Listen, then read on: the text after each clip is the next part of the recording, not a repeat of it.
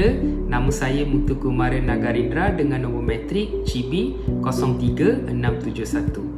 Hari ini saya bersama rakan-rakan saya yang lain akan membentangkan projek ekonomi kami iaitu Back Orthopedic. Baik, saya akan mulakan dengan pengenalan kepada ergonomik.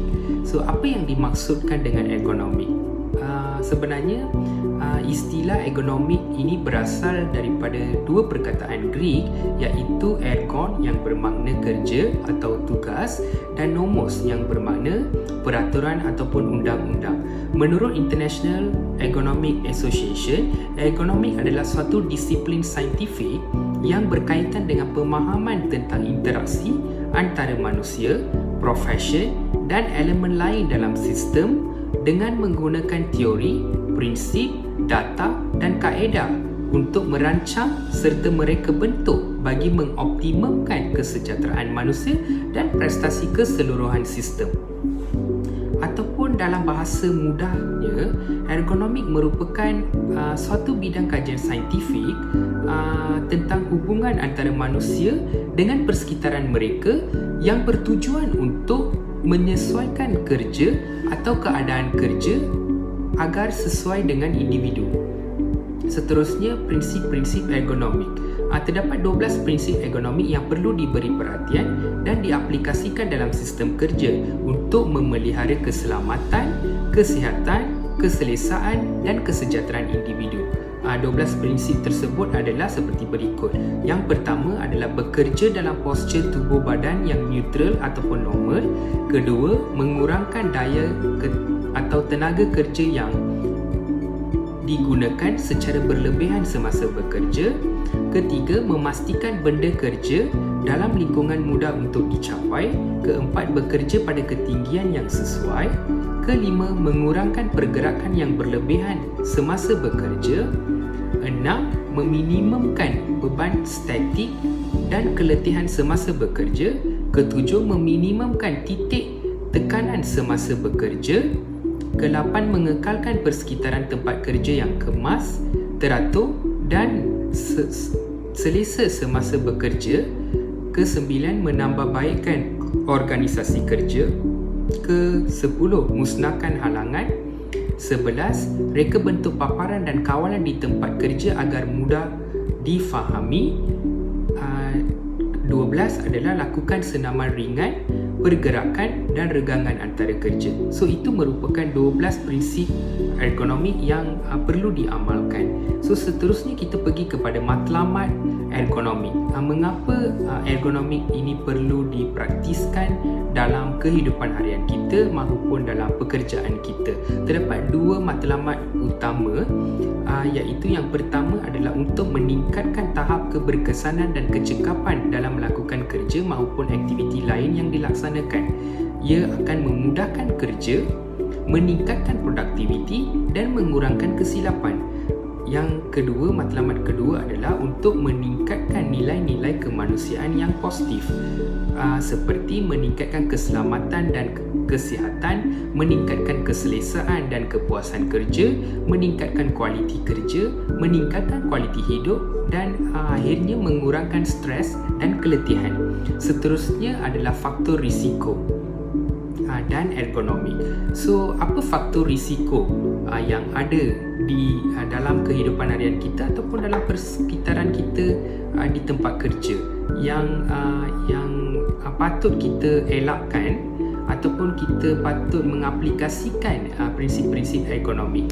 Okey, faktor risiko ini boleh diklasifikasikan kepada 3 kategori, iaitu faktor risiko yang wujud dalam diri individu, faktor risiko yang wujud dalam tugas ataupun pekerjaan itu sendiri, ataupun yang ketiga adalah faktor risiko yang wujud dalam persekitaran individu atau persekitaran kerja. Okey, faktor risiko diri individu. Apa faktor risiko diri individu ni? Sebagai contoh, umur, antropometri, kekuatan dan ketahanan serta kecergasan fizikal. Ini adalah contoh-contoh faktor risiko individu. Jika kita tengok pada kajian yang dilakukan, prevalence cumulative trauma disorder meningkat apabila individu memasuki fasa umur pekerjaan iaitu antara 25 tahun ke 65 tahun. Kebanyakan individu mengalami episod pertama sakit belakang seawal umur 35 tahun dan kemerosotan muskuloskeletal adalah antara masalah kesihatan utama dalam kalangan individu dewasa dan tua. Seterusnya adalah faktor risiko tugas ataupun pekerjaan. So, reka bentuk sesuatu tugas dan proses kerja seperti peralatan, bahan, mesin, susun atur stesen kerja, beban kerja, waktu kerja dan tugas-tugas yang memerlukan konsentrasi serta pengulangan pergerakan. So, faktor-faktor ini boleh menyumbang kepada faktor risiko tugas dan pekerjaan. Dan akhirnya adalah faktor risiko persekitaran. Persekitaran pekerjaan ataupun persekitaran individu tersebut berada boleh meningkatkan faktor risiko ini seperti suhu persekitaran, pencahayaan, bunyi bising dan faktor psikososial. So itu sahaja untuk bahagian pengenalan. Bahagian-bahagian lain akan diteruskan oleh rakan-rakan saya seterusnya. Saya Fariha Atira binti Muhammad Zubir GB 03603. Okey, bagaimana sekiranya konsep ergonomik tidak diaplikasikan dalam kehidupan seharian kita? Okey, sebagai contoh, seorang pelajar atau seorang pekerja yang hari-hari kita galas beg dan beg itu tak menyediakan fungsi yang baik untuk tubuh badan. Sebagai contoh, tali beg diguna span yang nipis atau bentuk beg yang tidak menampung berat badan. Kesannya individu akan terdedah kepada penyakit yang melibatkan tulang, sendi dan otot, iaitu Occupational Musculoskeletal Disorder OMSD, yang mana penyakit ini akan menimbulkan rasa tidak selesa dan kurang kemampuan untuk seseorang individu bergerak dan juga akan rasa sakit. Contohnya pada bahagian-bahagian tertentu seperti leher, bahu dan tulang belakang. Malangnya tubuh manusia tak dapat disesuaikan dengan semua keadaan. Jadi kumpulan kami telah bersepakat untuk menginovasikan satu produk iaitu orthopedic bag. Okey, orthopedic ini berkaitan dengan sistem muskuloskeletal yang melibatkan tulang, sendi, otot, ligamen. Jadi tujuan utama orthopedic bag ini ialah untuk mengangkat rasa sakit dan support tulang belakang bagi individu yang selalu bawa beban-beban berat. Okey, dan juga orthopedic bag ini kita memastikan ianya ada unsur ergonomik yang bersifat humanizing, iaitu produk yang menyesuaikan diri dengan manusia, bukan manusia yang menyesuaikan diri dengan produk. Okey, tujuan utama dia dicipta pastilah untuk mengangkat rasa sakit dan mengurangkan tegangan kepada pengguna. Warahmatullahi wabarakatuh dan salam sejahtera. Saya Amira Farhana binti Hilmi, nombor matrik GB 03593. Hari ini saya akan menyampaikan tentang fungsi dan juga kelebihan orthopedic bag yang kami cipta.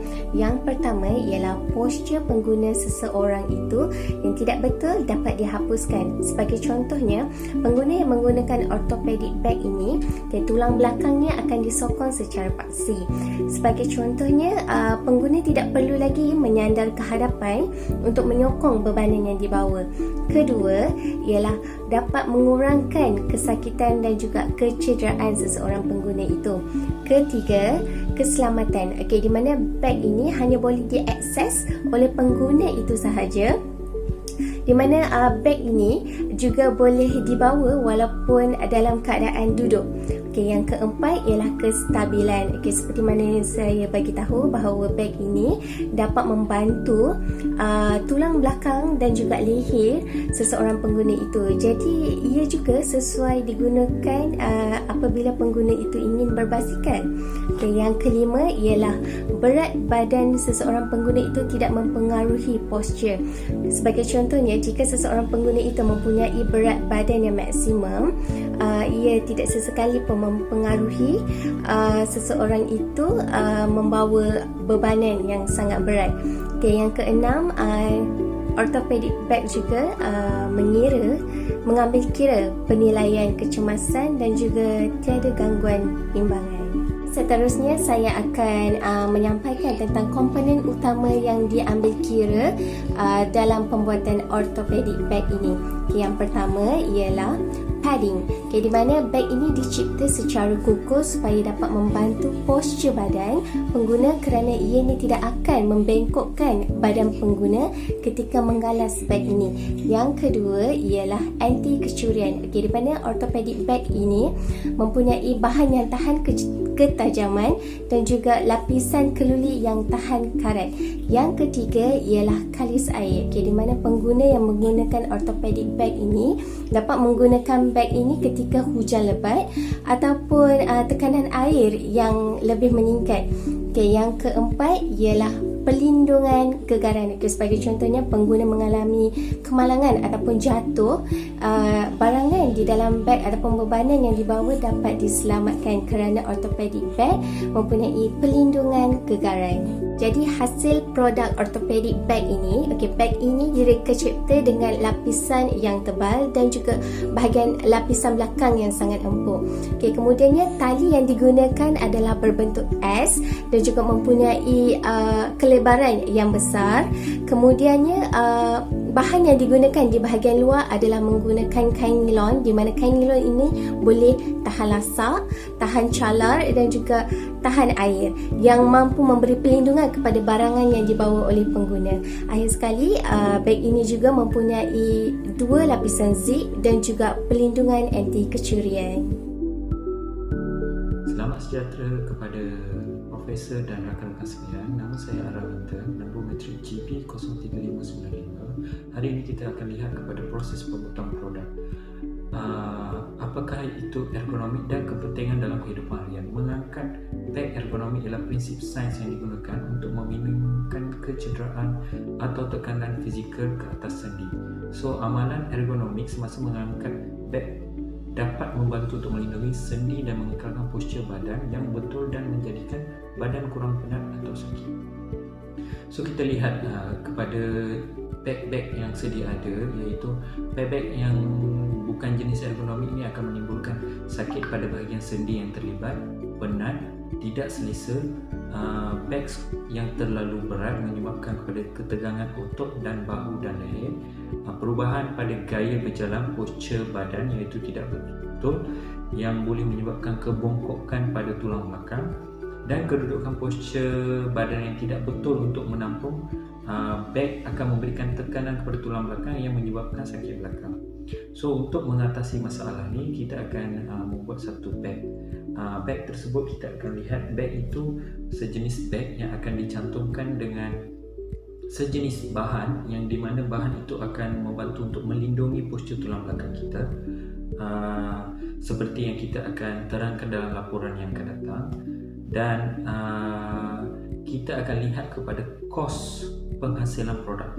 Kos penghasilan produk itu, beg itu akan terdiri daripada bahan-bahan seperti canvas, fabric, foam atau kapas, semi-rigid bar untuk membantu mengekalkan postur tulang belakang, aksesori beg seperti zip, tempat letak botol air, galas dan sponge iaitu aksesori yang biasalah yang kita akan lihat pada beg, dan reka bentuk designing yang kita akan mengemukakan untuk proses pembuatan beg tersebut, iaitu desain-desain yang tertentu, dan upah atau working cost yang akan melibatkan dalam proses pembuatan beg tersebut. So, secara keseluruhan kita dapat lihat kos untuk membuat satu beg ini akan bernilai lebih kurang daripada RM49, dan beg ini juga boleh dijual dengan harga yang berpatutan, iaitu daripada RM75 hingga RM80.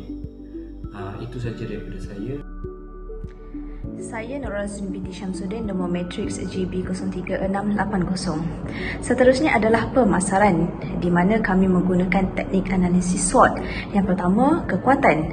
Produk kami berkualiti tinggi dan menggunakan bahan-bahan biodegradable. Kemudian, ianya memiliki reka bentuk dan gaya yang tersendiri yang menarik minat pembeli. Dan yang paling penting, ianya mempunyai 2 pilihan penyokong berbentuk tali bahu boleh laras, sama ada galas secara normal ataupun galas ortopedi. ortopedik dan semestinya ianya menjadi keutamaan kerana keselesaan dan beg ini menghindari daripada sebarang kesakitan. Yang kedua, kelemahan. Titik kelemahan bukanlah pada produk yang kami cipta sebenarnya, cumanya pada harga yang sebenarnya masih mampu milik, cuma tidak pada harga yang rendah dan produk kami tidak mempunyai cawangan tersendiri. Kemudian peluang yang dimiliki sebenarnya adalah amat besar kerana disokong oleh Badan Kewangan Terkemuka. Oleh itu, pemasaran ke peringkat antarabangsa adalah sangat luas dan mempunyai permintaan yang tinggi. Akhir sekali ialah ancaman di mana apabila produk sudah ke peringkat antarabangsa, tidak mustahil berlaku perakiat dengan kualiti yang rendah dan juga harga yang sangat rendah. Perkara ini sebenarnya sangat menarik minat pembeli yang gemakan gaya berbanding kesihatan diri.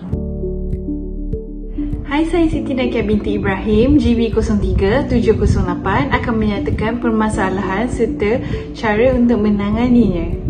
Pertama sekali adalah kurangnya pendedahan terhadap konsep ergonomik dalam masyarakat. Seterusnya, kurangnya produk berkonsepkan ergonomik dalam kalangan masyarakat. Tambahan pula, adaptasi konsep ergonomik tertumpu kepada produk kesihatan berbanding dengan produk umum. Harga produk yang agak tinggi kerana melibatkan produk ergonomik kesihatan. Kurangnya kesedaran terhadap memilih produk yang berkonsepkan ergonomik. Jadi, cara untuk kita menambah baik produk ini adalah memberi kesedaran kepada masyarakat untuk memilih produk ergonomik seperti beg kami. Seterusnya, mengurangkan rasa beban akibat ergonomic fatigue dalam jangka masa yang panjang. Di samping itu, membeli secara pukal daripada syarikat dapat mengurangkan kos serta menjadikan harga beg kami ini mampu milik. Akhir sekali, pengeluaran produk berdasarkan ergonomik kesihatan perlu diwajibkan oleh kerajaan mengikut garis panduan ISO. Sekian saja daripada kumpulan kami.